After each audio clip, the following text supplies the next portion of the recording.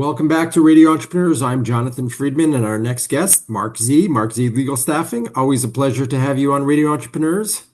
John, it's a pleasure to be here myself, and great to see you and have some great discussions with you. Yeah, absolutely. You always bring us timely, topical things. You got the finger on the pulse, as they say, of what's going on in the marketplace. So, what's on your mind today? Well, what I thought I'd talk about is the subject that you and I have been monitoring at least every year. Sometimes it's day to day, but the subject of working in the office, working remotely, or working hybrid. And it's a subject that firms and companies and every organization continues to grapple with as they find that it's really important, at least for some key positions and the workings of the group together, the teams together, to have some kind of in-office. And so big corporations, certain companies, obviously Elon Musk's companies, but smaller firms that even gave a little bit of flexibility are asking for a fully return of office. But most firms and organizations are saying, okay, we'll have a 1 day to 2 day and sometimes 3 day remote working policy, but we want you in at least a few days to work with your team. People see each other, people work together, people connect and have that connection. And what's interesting, it's also spilling out into interviews. It used to be during COVID, all interviews were done remotely. Now interviews are being done, maybe the first interview is remote, is virtual, but after that, it's in person. And it's very important to all organizations to have that kind of connection. So it's really interesting because the pendulum, swings from one direction to the other, and then it seems to settle somewhere in the middle. And the middle is, I think, what makes it particularly challenging because there doesn't seem to be, a standard. And then, we all seen in the news stories of companies who have demanded back to work and people have left the companies. And then, the pendulum swings the other way and they back off because people refuse to come to work. And so, it's a really interesting time. It's probably the old adage, everything in moderation makes sense, rather than going from one extreme to the other in terms of policy.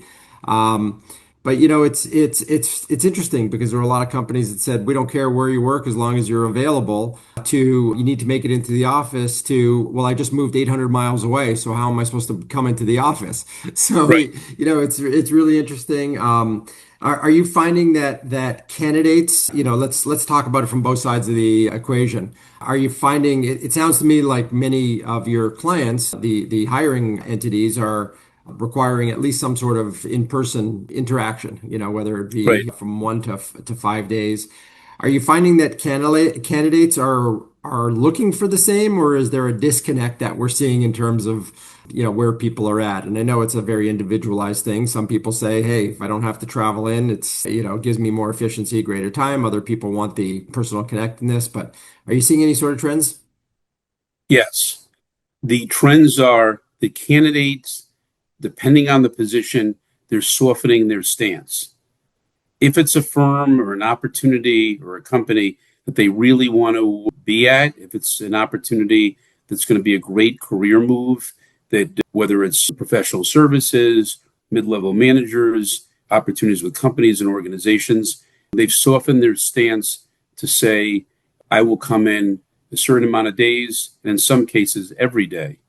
In other cases where there's a shortage of talent, and there continues to be a shortage of talent, those positions, organizations, companies, firms are more than willing to continue virtual. And candidates can say, I need it to be virtual or I can't move. Because, Yeah. for example, a lot of attorneys in the intellectual property space that practice before the U.S. Patent Office, Trademark Office, they don't necessarily have to be admitted to the particular state. And that because of, every state has its patent laws, but if you're a member of the U.S. Bar, Patent Trademark Office, Federal Bar, and the Patent Trademark Office, you could be anywhere in the country. And you could And practice there's a across shortage. all 50 states. Right. And so there's a talent firms after going through the process of trying to find the right attorney for their practice, and that attorney um, is not available because it's just so tight in terms of talent, then firms are willing to make those adjustments. So, for example, there are a lot of virtual intellectual property firms because you could do that. So those positions, in order for brick and mortar firms to compete, they're going to agree to a virtual, fully remote position if need be.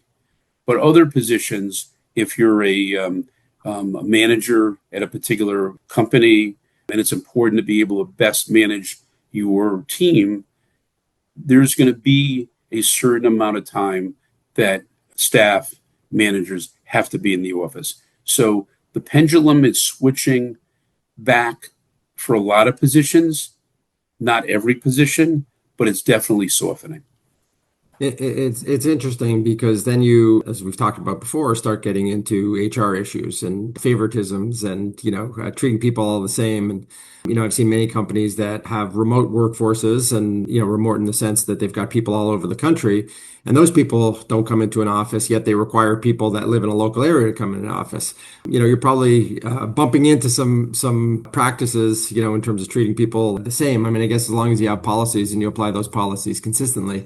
But it's funny because just this past weekend, I was with somebody who is in a company that has national presence and people all over the country. And I guess they finally decided, wait, we're spending a lot of money for our offices that people aren't coming into. So why don't we just take everybody and pivot and go remote?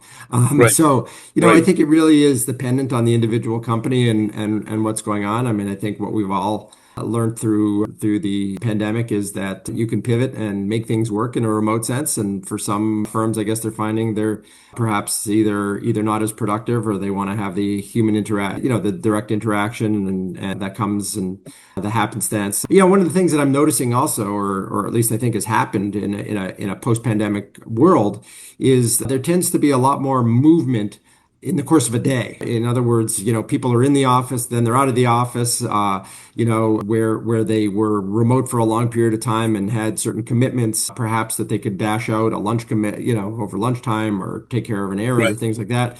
That people are leaving the office saying, but hey, Wednesday afternoons, I need to do this. So, it seems to me that there's all types of models and like everything that we talk about, good communication and setting expectations and, is the key to success. Definitely setting expectations. And you're totally right. Before, if somebody's working remotely, and not only just before, right now, in situations where employees are working remotely on a certain amount of days or working a hybrid schedule, the employer expects them, if they have personal appointments, to have those on the days that they're out of the office. If they have to be in the office every day, we're now back to doctor's appointments, and we're now back to other personal appointments that was not an issue a few years ago because they were working a hybrid or remote schedule. So those are definitely circumstances that have to be accounted for with the new working arrangements. Absolutely. Stay tuned because it's bound to swing in some other direction at some point. And it's as we've seen a lot of office space get repurposed. It's no doubt those trends come and go, and we will see others as well. Mark, always interesting to hear some of your perspective. You're on the pulse of the market, as we talked about. Marc Z, if people want to get in touch with you, want to learn more about either what we've talked about today or your services, what's the best way for them to reach out to you? Well, first of all, John, go on our wonderful Radio Entrepreneurs website, radioentrepreneurs.com. Google Marc Z, MARC, and the letter Z will come right up. MarcZlegal.com, MarczLegal.com, and 617-338-1300. Fantastic. This has been a Marc Z Legal Moment, a Marc Z Moment with Marc Zwetschgenbach, President of Marc Z Legal Staffing. Always a pleasure talking with you, and we will be right back with another episode on Radio Entrepreneurs.